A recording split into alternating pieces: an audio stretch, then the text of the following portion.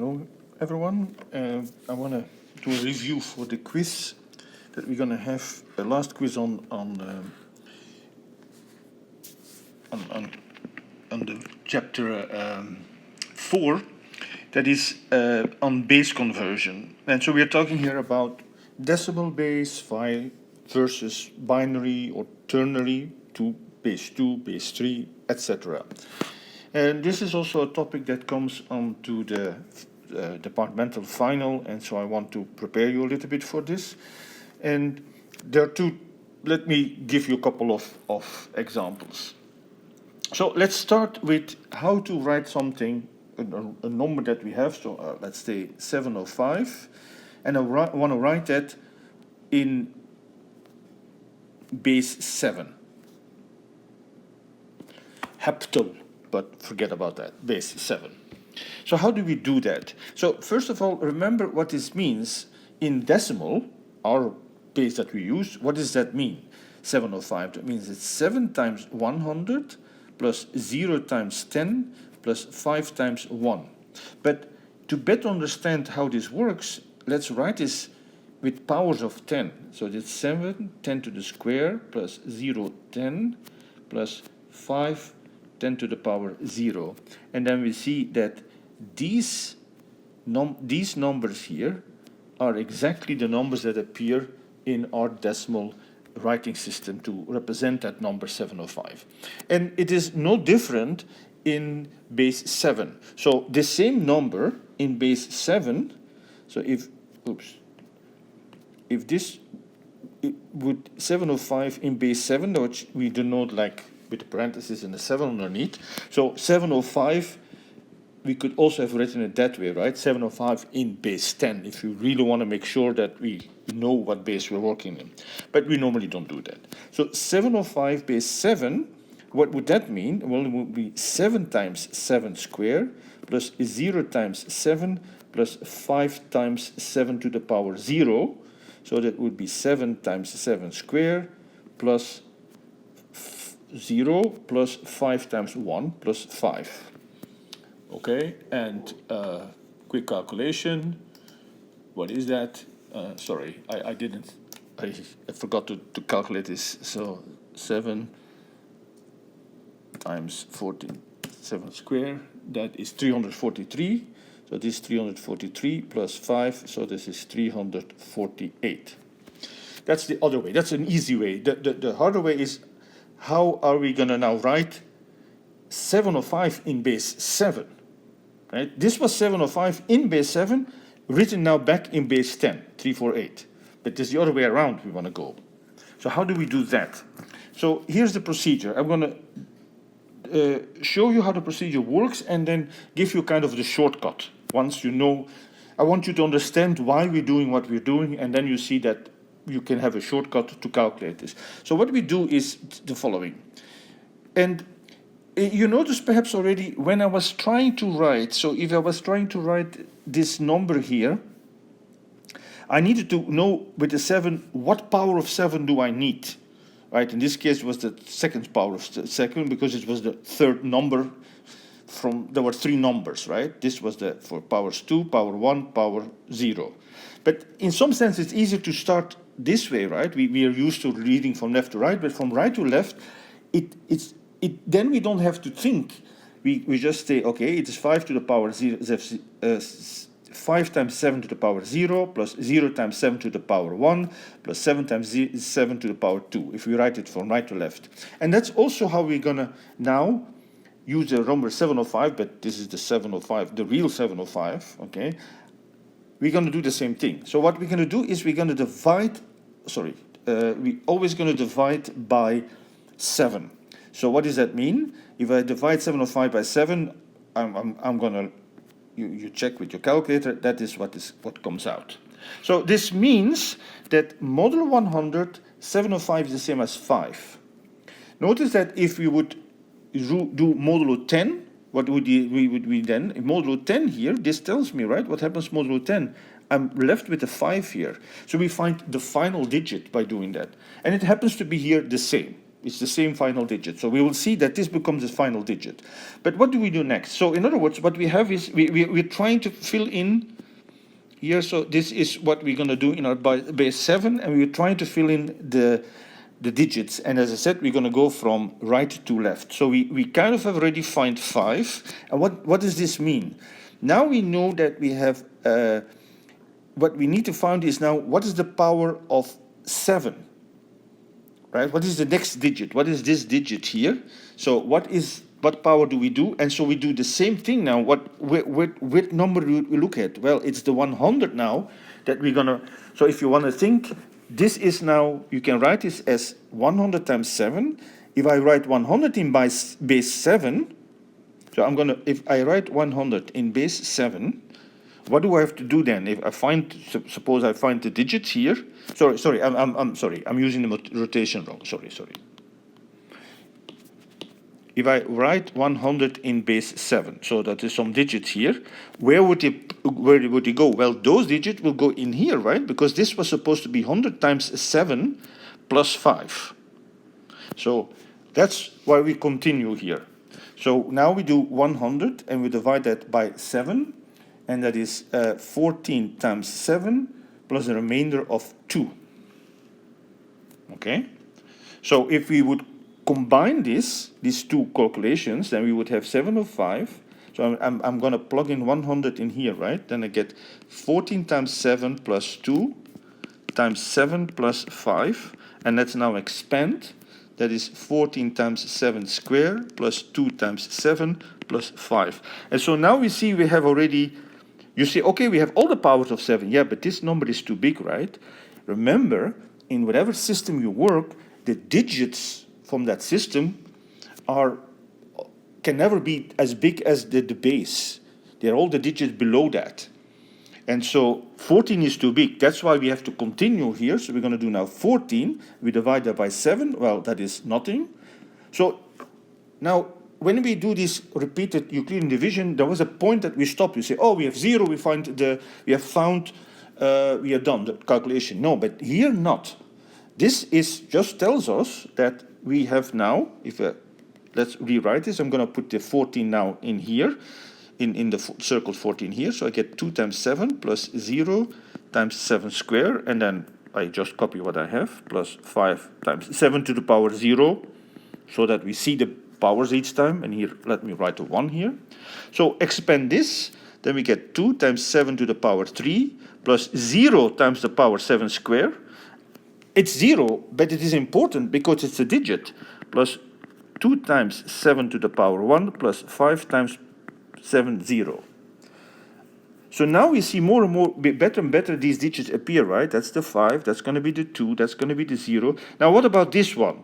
This time we are less than 7, so we have reached our, let me say, our final digit. You could also notice that if you would now divide by 7, of course you get now 0 times 7 plus remainder 2. Now, although this last line looks a little bit silly, look, it is actually important to write it down. And this is now for the shortcut. So, repeat. These were the digits, so if I would plug them in here, there would be a 2 here, a 0 here, and a 2 there, right? But see how easily you can read them off. If you read them off, well, let's read them off this way, I guess. 2025, 2025. That's exactly how you find them if you just do this little calculation here, this repeated Euclidean division. How far? Until you get a 0 here. That's a bit different than when in the previous case, we would look at the remainder to be 0. Now we want the quotient to be 0. It means there is nothing left anymore of our number. Our number is finished. And that gives us the digits that we want. That is the conversion from a number written in our decimal system into another base. Okay, we can also do this in base 3. Let me quickly do that. I'm going to now show you how to do it with the shortcut, right? So now 705 in... Oh, so by the way, how do we write this down? Well, we write this down this way, right? We have 705 written in base 7 is the number 2025.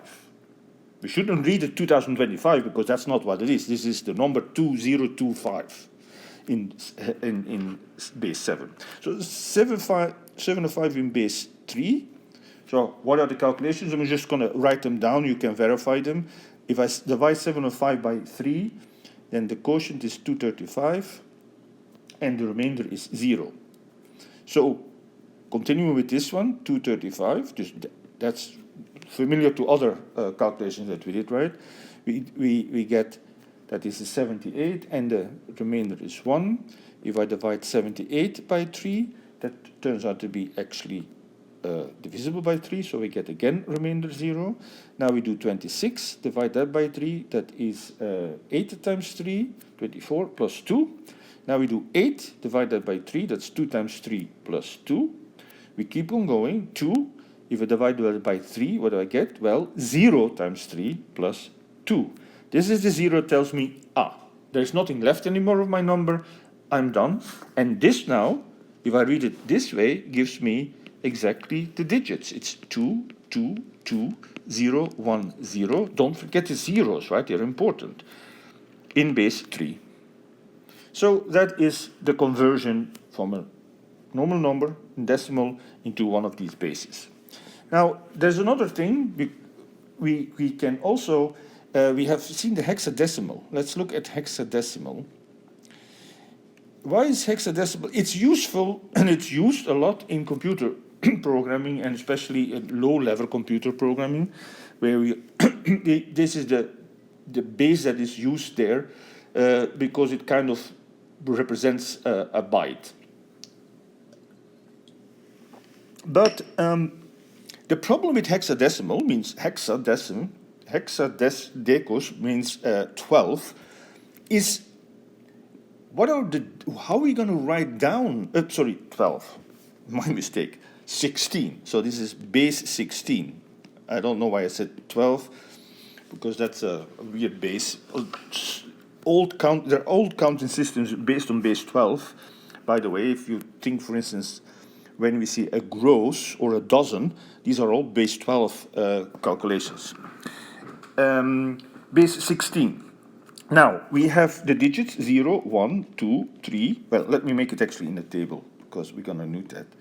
So we have, here are our, this is the decimal, and we have 0, then we have 1, 2, 3, 4, 5, 6. Yeah, I'm making this table because you'll be grateful that this table exists once we have it, because we're going to use it in our exercise. So 11, 12, 13, 14, and the last one is 15, right? Because we always, our numbers only going to go up to less than one less than the base. In base 10, we only use up to the number 9. That's why we have the digits 1 to 9. But of course, we also need the 0. That's an important digit that it's an empty placeholder. That was the original purpose of it, and then later it becomes really a number. If you look at the history of mathematics and the history of number systems.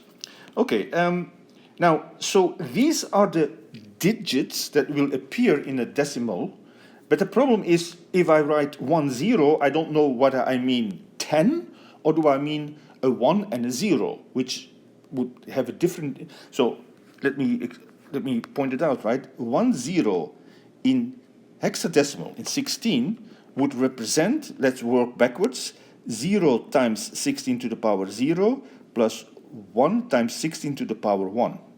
So this represents 16.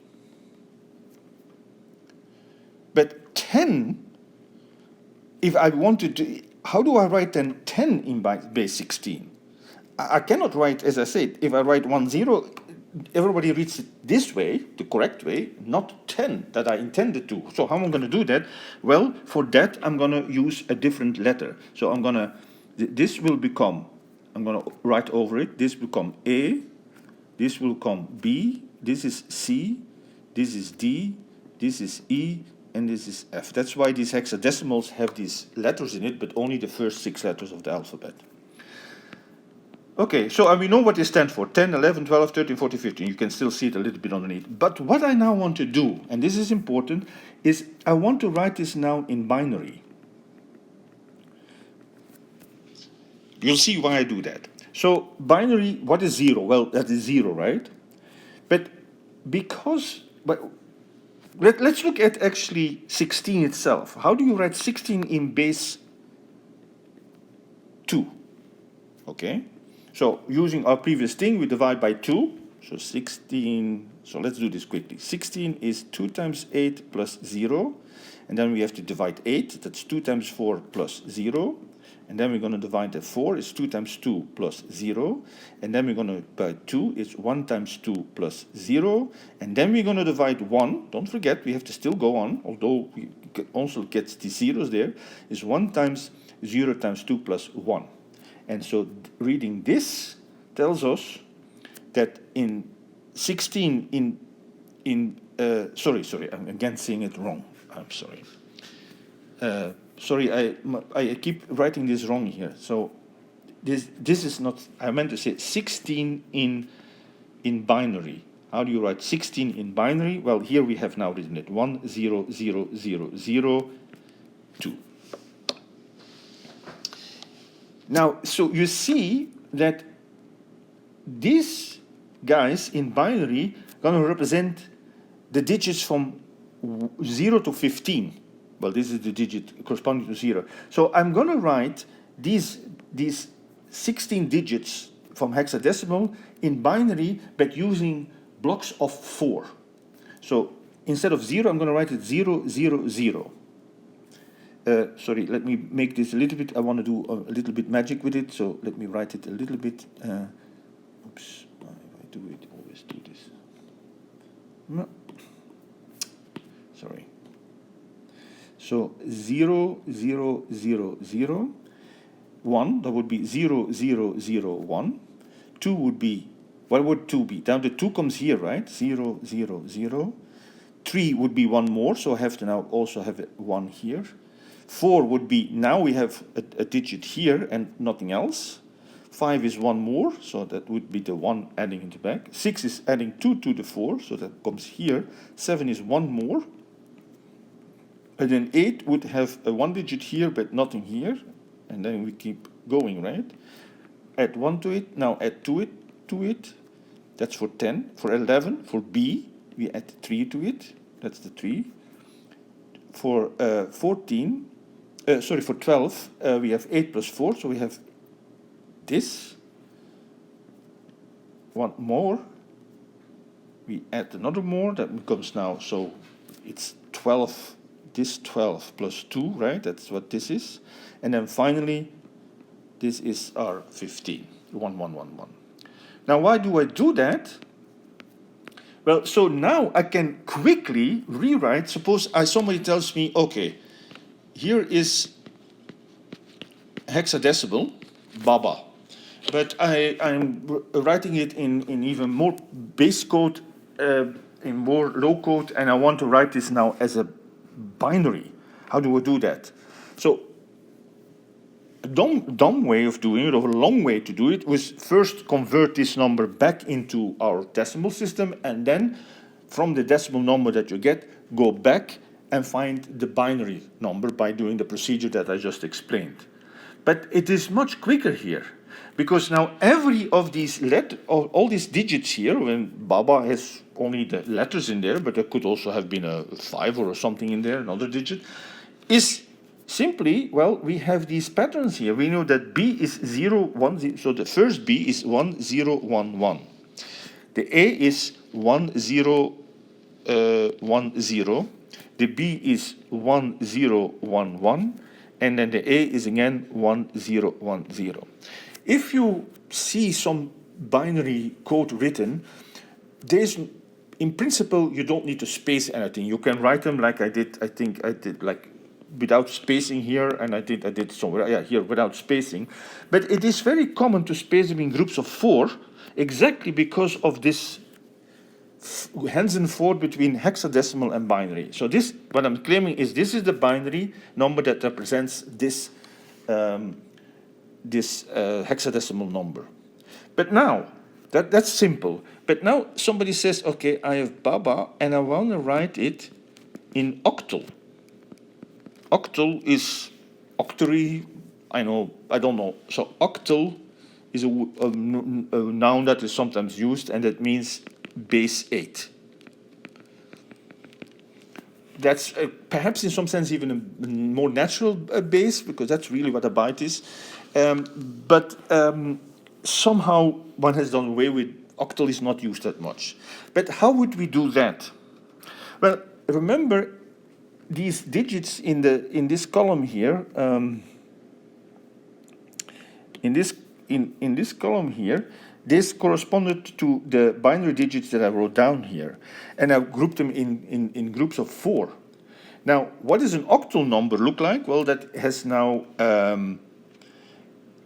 it uses only an octal number has 3 digits. Sorry, I'm saying it wrong. Look at the number.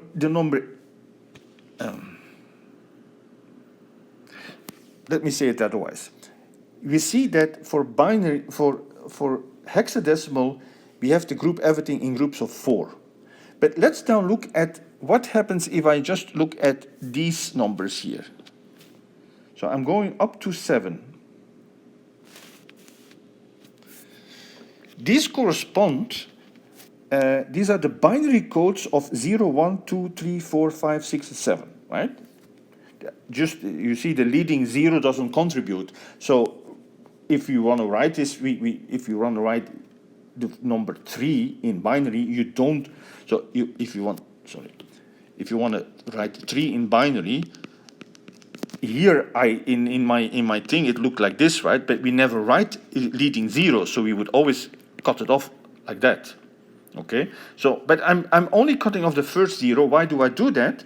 Because now I know I can have actually think of these, not these first digits here. So I'm now talking about, let me color this. Color this. This group, these are the digits for the octal system, and they correspond to the triples in the binary code. So if I now want to write Baba 16 in octal, so how does that go? So what do? You first transform it into binary. We did that already. So this is what we get. And now, instead of grouping it in groups of 4, we group in groups of 3. So I'm going to do this one. Now, be careful. Where should I start? The back or the front? Always in the back for these things, right? Because it's the group of, every group of 3 corresponds to 1 digit, except perhaps at the very beginning of your, there could have been leading zeros to make them it so there could you have to think of possible zeros here, but you don't know yet how many they're going to be. So that's in order, since you don't know how many there will be, you start from the back. So what I mean to say is, I'll do it here with the color. Where's my color here? Where did my colors go? Okay. So I'm going to split it in groups of 3. Be very careful to calculate 1, 2, 3. So here, 1, 2, 3, here, 1, 2, 3, here. And so, okay, if you want, there were 2 more leading zeros. Let me write that up. So you don't have to, but it's better to kind of keep track of everything. So we have now the first digit. I'm now starting here, right? A 1. I'm not going to write the trailing zeros. Then, or no, let's do this. 0, 0, 1. And then we have 0, 0, 1, 1.